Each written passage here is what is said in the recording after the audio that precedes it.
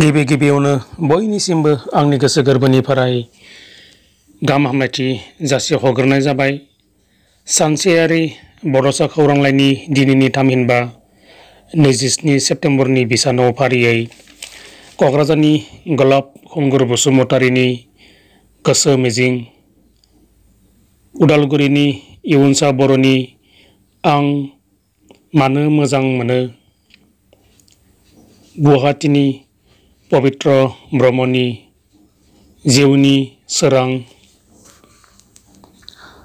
उदालगुरिनि निजोम बर'नि लैथोसे गुवार बिखायाव, हामार दैसा गोजौ फरायसालि बाक्सानि दैथुन बसुमतारीनि आइ आरो गलाघाटनि पबित्र ब्रत दैमारिनि